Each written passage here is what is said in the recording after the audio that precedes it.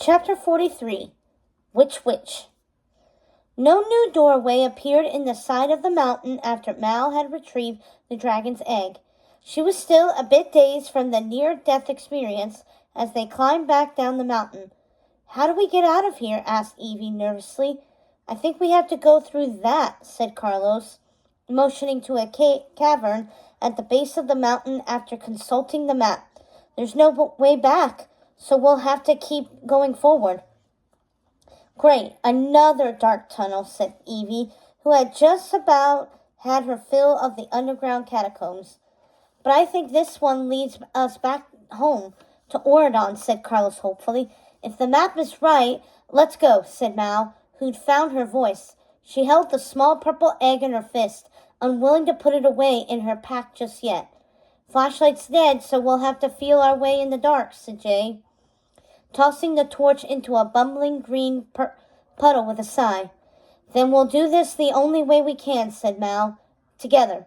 The four of them held hands and entered the foreboding cavern. They traveled for a while when the path before them began to shine, and when they rounded the corner, they saw abandoned wheelbarrows and uncut rocks with diamonds still embedded in their core. "Looks like a dwarf mine," said Evie. She'd seen them in Doug's zap chats. "Abandoned," said Jay, picking up one of the shiny rocks.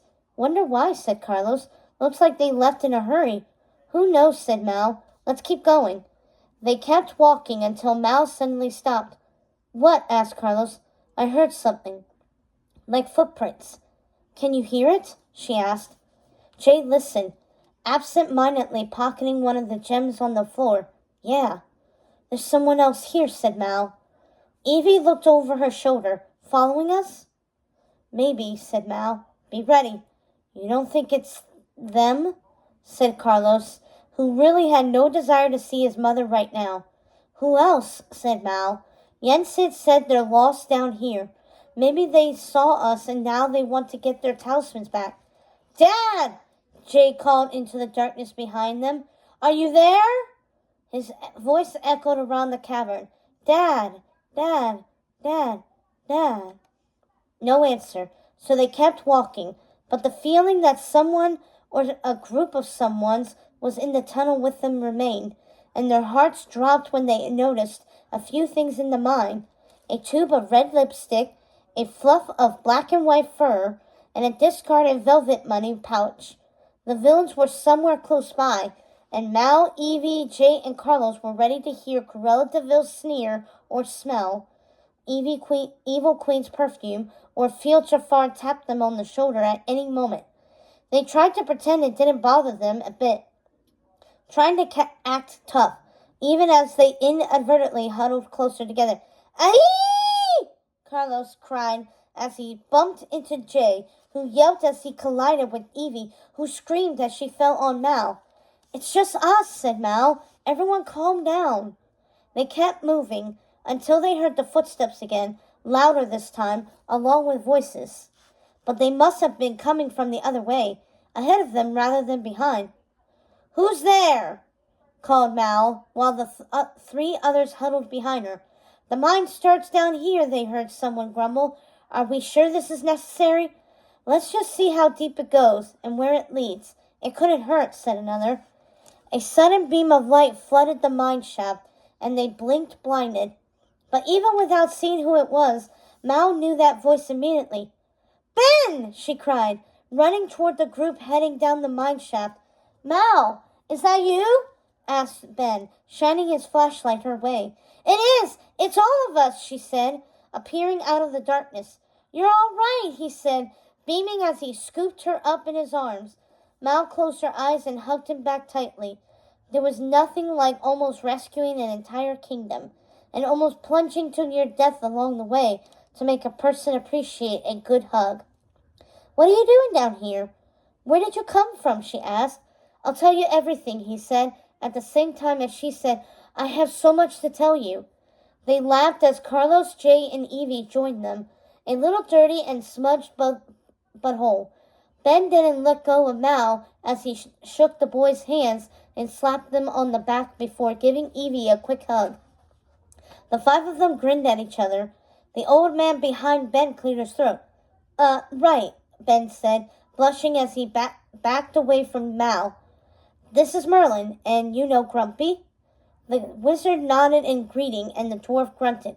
Do you know my son Gordon? He's at Oridon Prep with you all, said Grumpy. We know Doug, Evie smiled. Grumpy huffed. Everyone knows Doug, just like his father, too popular. Evie had to giggle at that. Ben explained how the Neverland fairies had helped them track purple dragon scales to this deserted diamond mine. Mal's group told them about their journey to recover the talismans. So Jensen was right.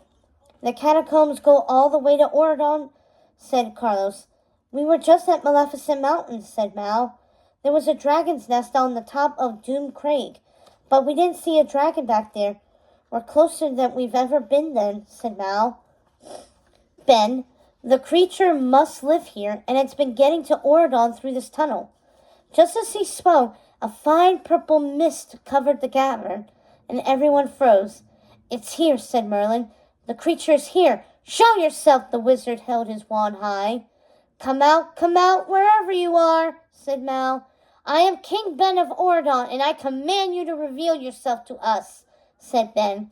The purple mist began to take shape, but instead of a fire-breathing dragon or a giant snake, there was only an old witch with purple hair standing in front of them when the mist cleared.